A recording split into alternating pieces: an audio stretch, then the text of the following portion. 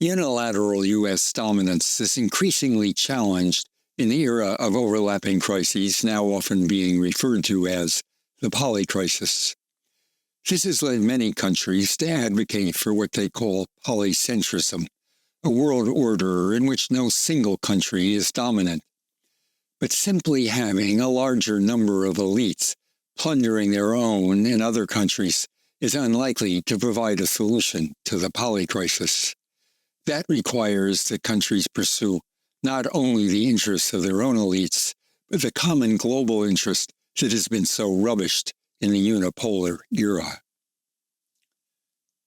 What will follow the end of U.S. global hegemony? The buzzword of the day is polycentrism. While no other country, not even Russia or China, believes it can replace the U.S. as global hegemon, many proclaim, or at least aspire, to a new polycentric world order. This is often portrayed as a replacement of U.S. domination by a renascent era of national sovereignty. The reality of polycentrism, however, is rather different. It is true that the decline of U.S. hegemony has given countries in the global South more room to maneuver, both in implementing their own development policies and in achieving a degree of leverage by playing the great powers off against each other. According to the Second Cold War, a perceptive study of great power rivalry in the era of Polycrisis, the globalized economy has devolved not into national economies, but into great power rivalry to hegemonize transnational networks.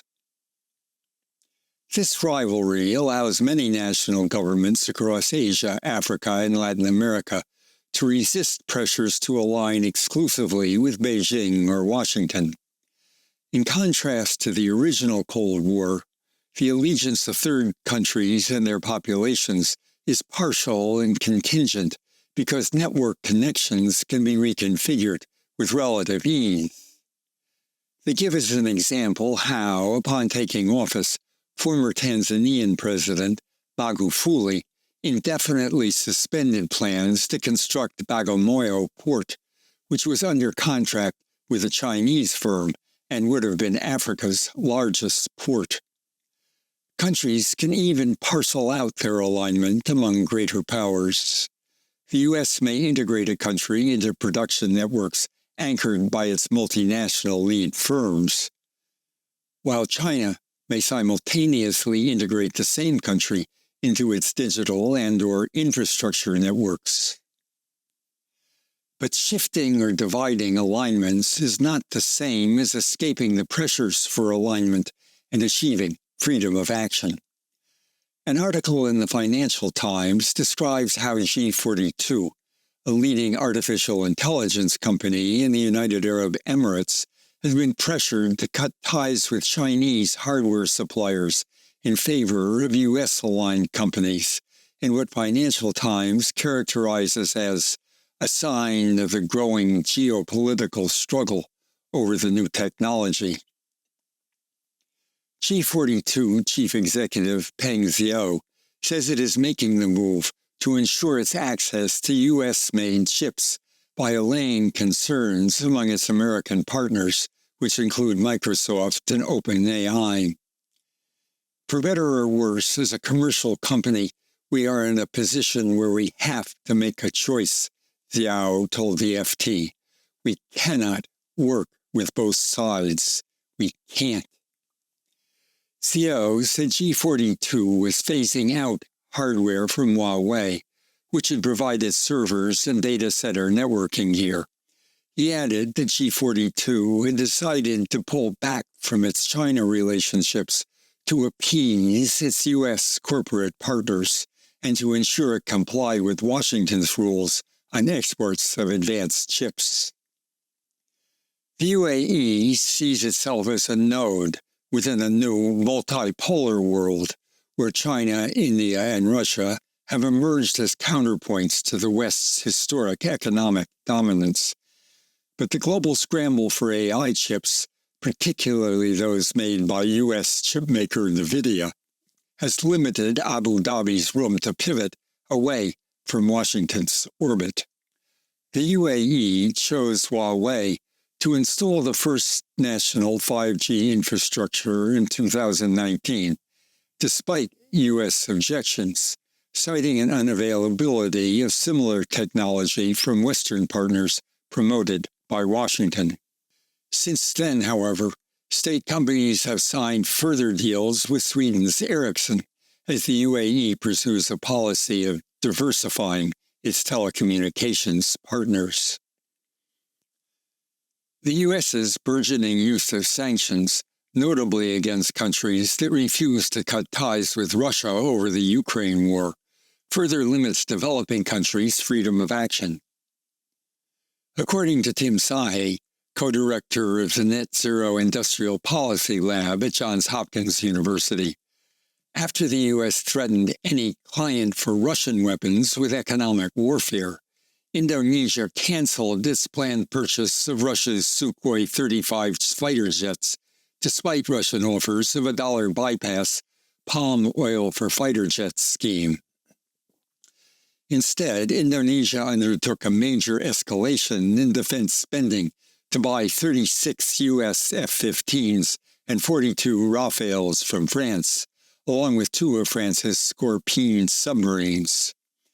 When Russia shipped 2 S-400 air defense missile systems to India in 2021, it prompted a furious backlash from the U.S. and threats to sanction India for the deal. Continuing dependence on transnational networks poses a problem not only for established national rulers, but also for national revolutions and uprisings. Although they may be able to dethrone an autocratic ruler, their ability to change the conditions of national dependence may be limited to choosing among networks dominated by major powers.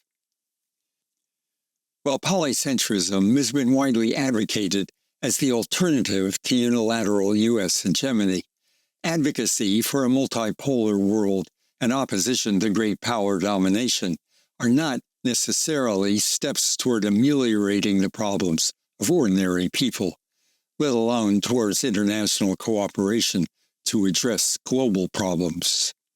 As a review of the 2023 Year of Crises put it, one should have no illusion about the radicalism of a new non-aligned movement. The ruling elites of these countries are rarely concerned with carving out more policy space and autonomy for their publics. It is not clear how much ordinary people will benefit from the anti-imperialism of the ruling class. Far from being the basis for reestablishing national sovereignty as a fundamental principle of the world order, today's polycentrism can be a polite term for a cruel and violent struggle amongst the great and near-great powers with few restraints on their willingness to harm the less great. Indeed, according to Sahe, countries like China, India, Indonesia, Brazil, South Africa, Mexico, Saudi Arabia, and the United Arab Emirates have aspirations for regional dominance. The developing country resistance to U.S. pressure to sanction Russia after its Ukraine invasion is no bleeding heart protests for global justice, but a hard-nosed security play. It is not yet clear whether even this limited form of polycentrism will be an ongoing feature of the Polycrisis era, or whether it is evolving toward a new bloc system. According to the Second Cold War, the stronger the imperative to choose between membership in U.S. or Sino-centric networks, the more likely the formation of territorial blocs reminiscent of the First Cold War becomes.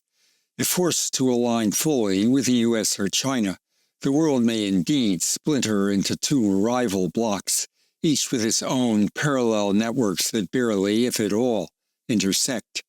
For example, the future may witness the emergence of 2 largely disconnected internets, the decoupling of certain global payment systems, and the continued expansion of Sino-centric financial networks.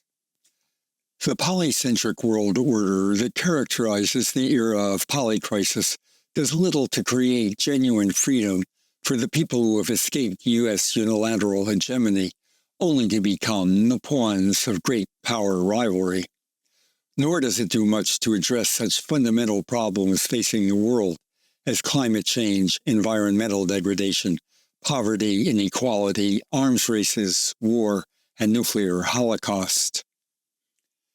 In 1955, at the height of the Cold War, 29 countries held a conference at Bandung, Indonesia, and established the non-aligned movement of countries that were neither colonies nor formally aligned with either Eastern or Western power blocs.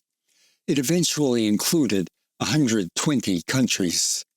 It advocated for decolonization, racial justice, and disarmament in the UN General Assembly and elsewhere.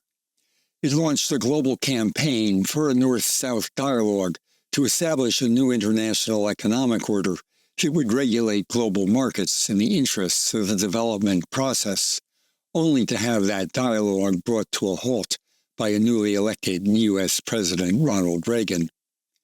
The non-aligned movement passed from relevance with the end of the Cold War and the rise of unipolar U.S. dominance. At a 2009 summit, major non-Western countries, Brazil, Russia, India, China, and South Africa, formed a grouping known as BRICS. They have recently been joined by Saudi Arabia, Iran, and others to form BRICS Plus. Its purpose was to create a counterweight to Western power, but the BRICS countries are far from united, with major conflicts, for example, between India and China. The idea of a BRICS currency to provide an alternative to global domination by the dollar has been widely discussed for several years, but it is far from realization. In 2015, BRICS created the BRICS Bank, now known as the New Development Bank, but it has so far played only a minor role in reducing dependence on Western finance. The bank has abided by U.S. sanctions against cooperation with Russia. According to Sahe, whereas the original non-aligned movement was anchored by moral imperatives like decolonization, anti-racism, and nuclear disarmament, today's increasing self-assertion by non-Western countries lacks a positive social and ethical program. Instead, it stems from the cold commercial and security logic of development. There are some seeds of potential alternatives to the polycrisis within the current pursuit of polycentrism. Brazil's President Lula has promised to focus Brazil's international leadership on the reduction of inequalities, including social inclusion and hunger reduction, energy transition and sustainable development, and global governance reform. Richard Falk, international law professor and former U.S. Special Rapporteur on human rights in the occupied Palestinian territories, recently noted that during the Gaza crisis, there have been some very robust popular movements and actions by the International Court of Justice and the International Criminal Court that have come from the initiatives taken by countries in the Global South. But this has to become a much stronger movement challenging hegemonic world order. The Global South needs to emerge as a much more forceful presence in the organization of the world and of the reform of the UN. The illustrator Mark Simon once told me a story told him by his father, a well-known portraitist. He was painting Prime Minister Georges Clemenceau, who was representing France at the peace conference that was negotiating the Treaty of Versailles at the close of World War I. Clemenceau said to the artist, "You know what they're doing here, don't you? They're choosing up sides for World War II." Notwithstanding all its complexities, much of what is going on in the polycrisis can be understood as choosing up sides for World War III.